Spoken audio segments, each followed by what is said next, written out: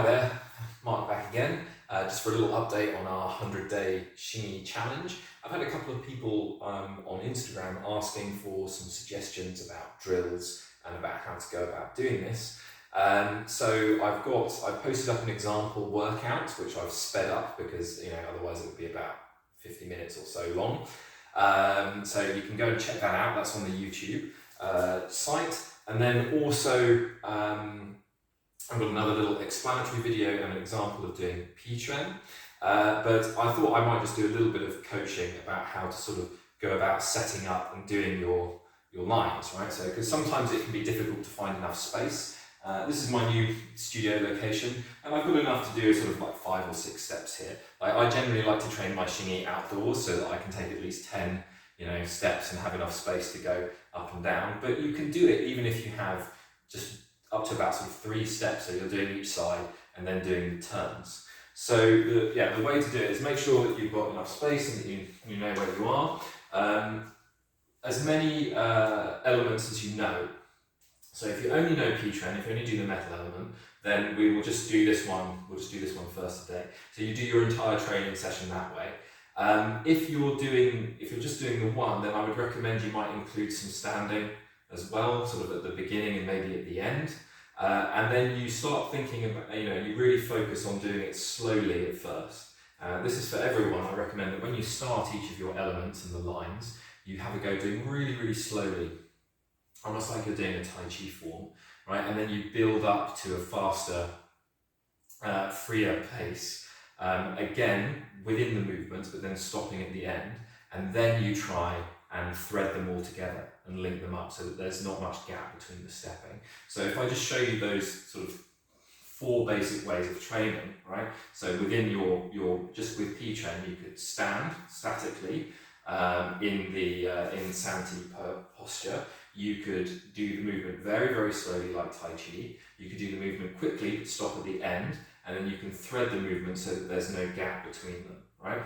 So that's 4 ways of training, so that you could spend 5 minutes doing each one, and that could give you, a good amount of the training time. So, approach 1. Start with your Santi posture, slightly turn to the side, open, sink, bend the knees, turn, punch, open, stand and settle in, and just get into that position that you're happy with, and you might just want to do some standing, fixed in this position. However you do your Santi pose, right? And then once you're happy and you've settled in for a minute or 2, you can just walk forward, turn and change, right? So you're not doing the full sequence there, you're just going over to the other side, again, maybe 1 minute, settling in, turn, sink, expand, go through all the basic points, make sure you've got your bare shoulders, your sunk, you've got your tiger embrace, etc. Right, and back's nice and straight, chin is slightly tucked. Yeah, so you're going through all those points in your mind, and then you would just move on to the next one again. Just go step forward, turn, change, and again.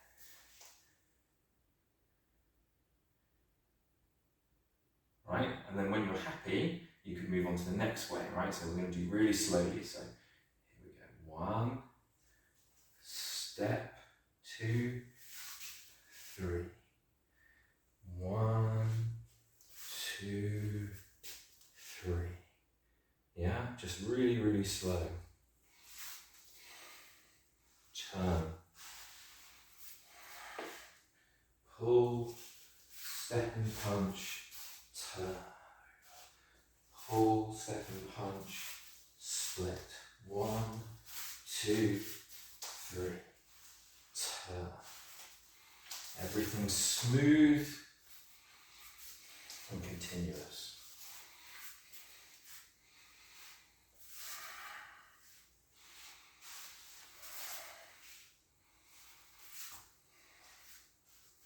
Just focus on everything, just being as soft and loose as possible.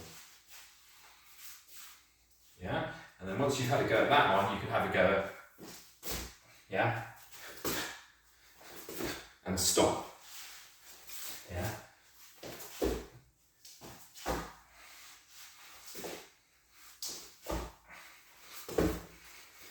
Yeah, and if you know it, you can add your thunder step.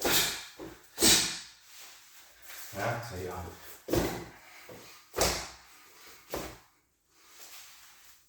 every time you move fast.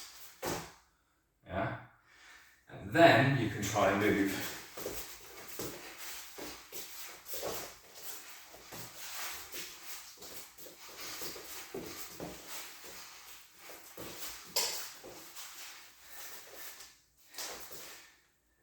fast and continuous, yeah? And try and thread the movement so that there's no gap between them there, yeah?